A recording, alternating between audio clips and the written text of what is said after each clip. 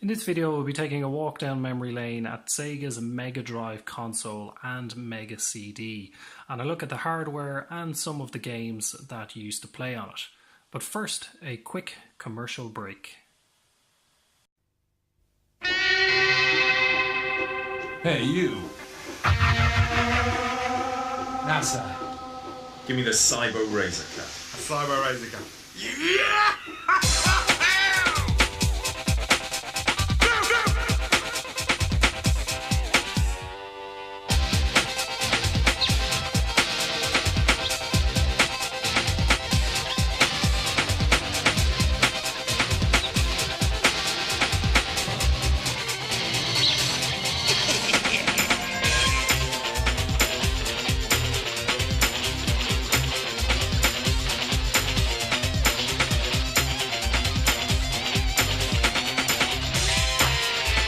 There are over 100 Mega Drive games. They get faster, they get harder. What are you going to do to keep up? Who's next? To be this good, takes Sega.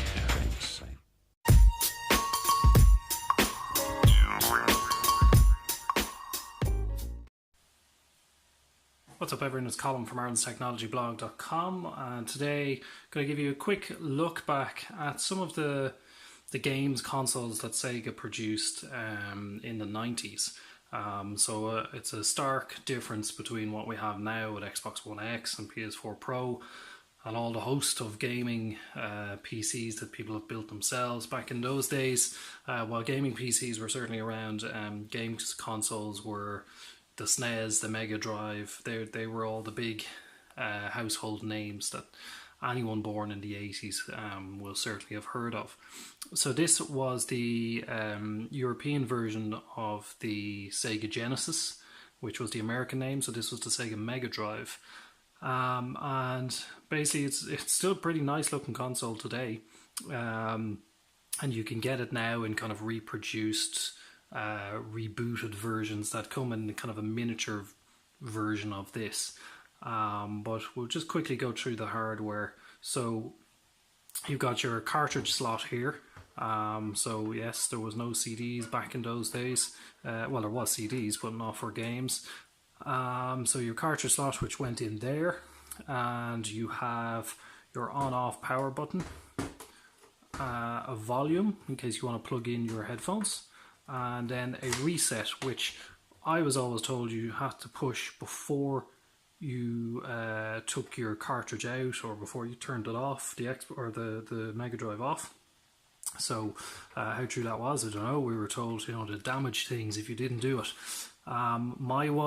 This is my one from when I was a child, is covered in stickers. So games kind of in those days came with kind of freebies in the boxes, and you had stickers and things like that. So moving on the front, got your headphone jack, 3.5mm, your controller ports 1 and 2, and again came with accessories to allow up to 4 controllers to connect to those. Nothing on the left. On the right, you had a kind of a port here that allows you access into the boards, and I'll come to why this is on here in a moment. On the rear you have EXT out, RF out, AV out, and your adapter. So decent amount of I/O on it for the day. So looking at the games, what you got in those days was cartridges. So if I show you, for example, you have Hellfire, which was a very popular game of the day. This is what the boxes looked like. So this is a side shooter. So your cartridge looked like this. Some branding, some text and stuff on the back. And basically you put it in your console like that, push down, turn on, and away you go. And it would boot up. So to remove the cartridge, you just simply pulled it out. Again, back in the days of Mega Drives, you can see I've even got the original receipt, believe it or not, and you can actually still even see that.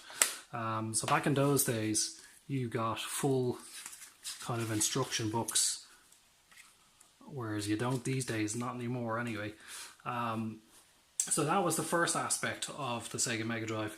It came with a host of other accessory consoles, such as the Mega CD, which was to try and kind of prolong the life of the Mega Drive, let's say, give it access to better hardware and better audio. So this was the CD attachment, which again opens up in a CD like that, and bringing you, this is called a Mega CD 2, and bringing you around the back.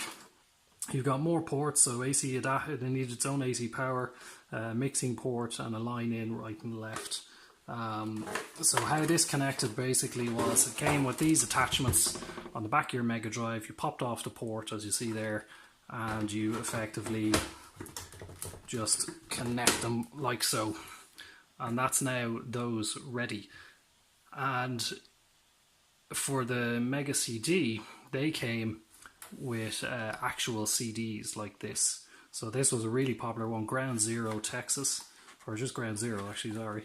And you got 2 CDs, full motion video game. So you actually kind of followed a moving story, and you could attach a gun to this and shoot, or you could use the joypad.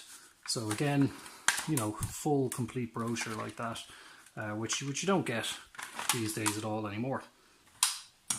So the final attachment, which will be shown in another video, is the Sega 32X, and that actually attached into this port here, and it sat on the top almost like a little mushroom, and that gave you access to 32-bit games. It was a big failure, much like the Mega CD was, but actually more so. But it still did produce some decent games.